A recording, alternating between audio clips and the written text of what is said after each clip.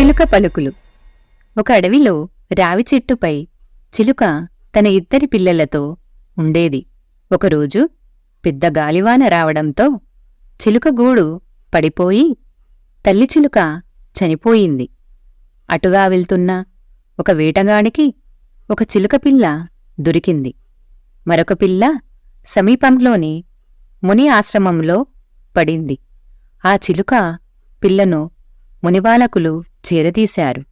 కొంతకాలానికి అవి పెద్దయ్యాయి. ఒకరోజు ఆ ప్రాంతరాజు అడవిలో వేటకు వెళ్తుండగా వేటగాడి వద్ద పెరిగిన చిలుక రాజును చూసి, ఎవడో వస్తున్నాడు, తరిమేయండి వాడిని అంటూ అరిచింది. రాజుకు ఆ చిలుకపై అసహ్యం వేసి ముందుకు కదిలాడు.